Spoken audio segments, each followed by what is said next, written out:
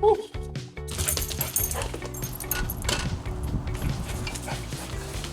Good timing, buddy.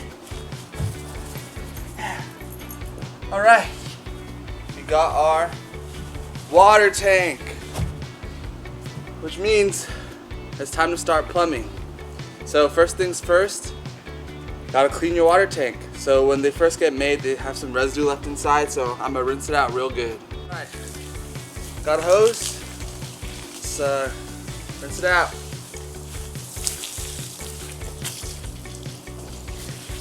I'm trying to shoot that thing down, wherever that jingly thing is, but it's not coming off. Rinsed. Probably try to give it a little deeper clean off camera. And after that, box making time. So I gotta frame this similar to how I framed my electric box, just against the wheel well. So I gotta make that box. I made a box. Did it off camera because very similar to electric box, so I didn't want to bore y'all. But the only difference here is that it fits pretty snug in here, and then I cut out holes where I need a valve or something to put there. So now that the box is done, we gotta fit it inside and put in all our connections, and then we can test it. Let's go, people. So now that I built the box and I made it prettier, it's time to put in our fittings. So since this box is like pretty snug, I have to make sure that the fittings go on after the box is already on top of it, because otherwise I won't be able to put that on if this is sticking out. And in addition to that, there's a little bit of an issue. As you can see, there's like a small little gap. So I built the box to be very, very snug, but I didn't take into account for the tank itself. It has some like flex. I guess it's just imperfection from the factory or something. So there's like a little like outward curve like around here. But that's fine because I'm planning to put brackets here and mount it up against the wall and just like squeeze it tight. That way it won't move anyway. Like you can see it has some shift. Yeah, we're gonna get that nice and tight. So, but for now, I'm gonna connect all of these fittings and I'll go through those now. And lastly, thread tape. Everyone says in every video that you gotta use this thread tape. Some like nylon tape you wrap around these threads and it just like protects the threads so they don't hurt over time. All right, let's get to it. First one, the fill valve, the biggest hole. You'll see me use this plumbing tape.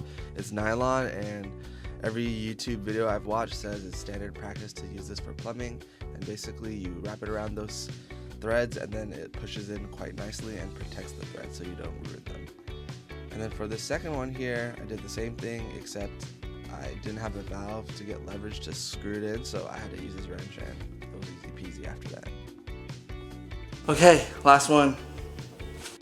This last one I had a really hard time trying to get it in straight, and then after I did get it in straight, I had some problems, so. Hello friends, it appears we have run into an issue. So, even though I got this to fit, even though it took many tries, now the problem is that it doesn't have enough room because where I cut needs to be a little bigger, and the handle needs to fit if I want to hold it up like this one, you know? This one fits very well, just, you know? But you see the clearance for that is pretty tight right there, and this one doesn't have enough clearance. So I'm just gonna cut a little hole here and maybe like a slit here or something. Since I had the other valves put in already, I couldn't just take the box out and then cut it. So I had to use my multi-tool here and play around with it to make sure that that valve could fit nicely. Still getting nice at the multi-tool, but I'm getting a little handier.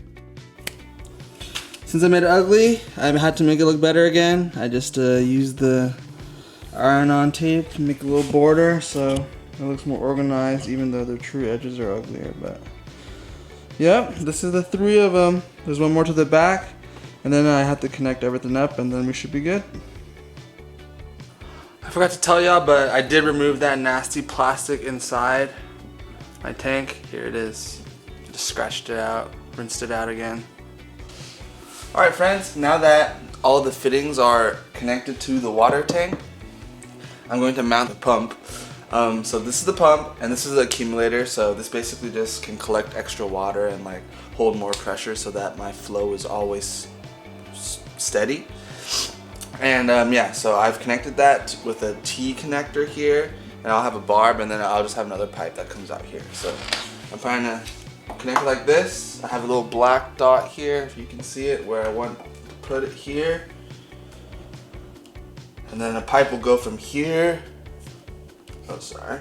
A pipe will go from here to here and here to the sink. So yeah, let's mount it.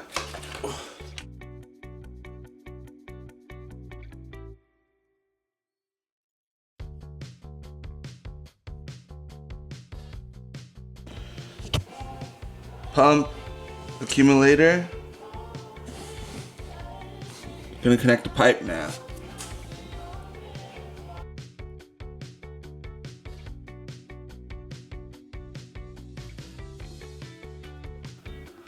Alright, I finished the piping now too. It was pretty easy. I mean, you just put the pipe there and then you clamp it down with that metal ring. So I'm gonna show you up close.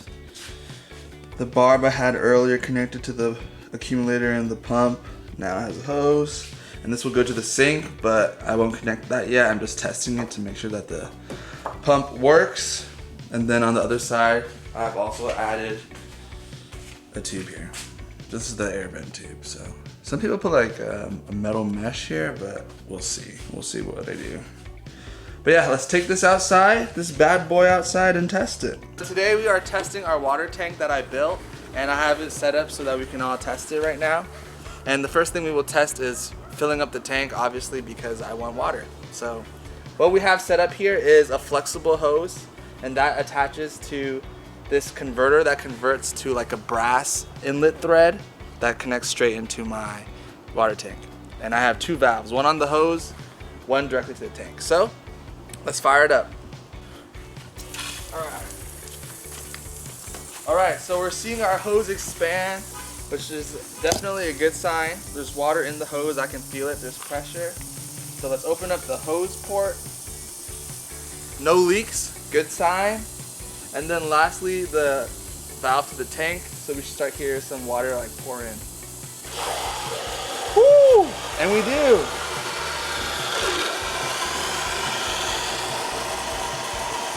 Can you see the water flow?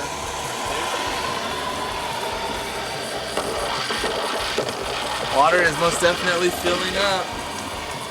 So that works. No leaks on the filling. Okay, so now we established the fill is good. Let's establish the drain, which is also the easier part, which is just this valve that I fixed here. I also have an adapter that I could attach any inlet like a hose or whatnot. But since it's just drain, it doesn't really matter. Let us try it out. And it is draining indeed. So it's working, very nice. Ugh. Last thing, the pump. This is a 12-volt pump right here. We'll attach some power to it, and then it should start running. And right here is the accumulator. It just holds extra pressure to make my flow of the pump steady. So the water should go through here, up and out. All right, let's put it to the test. I should do red first, Brian. So red is on, now black. Let me plug it back in. There we go. Okay viewers, so it actually worked one time and we got the sink to pump, but for some reason our battery pack doesn't want to cooperate with us anymore. It's supposed to be for a car battery, like a car starter. But we did see it work, so I'm happy with that. So now we just gotta drain it and then mount it in the van. What are you doing?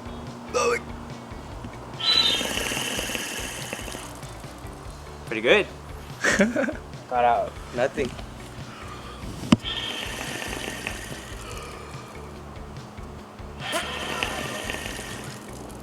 Is this contaminating the water on the inside? So we have put the plumbing box into the van. Pretty simple. We just had to mount it with some of these L brackets. These L brackets right here. You can see one here. I'll show y'all in the B-roll, but pretty simple. Just make sure that it's secure and it won't splash around inside and move everywhere. So plumbing is done. Next stop, ceiling and bed frame. And just building everything else out. All the hard work or the grunt work and the moving parts are done now. So on to the next.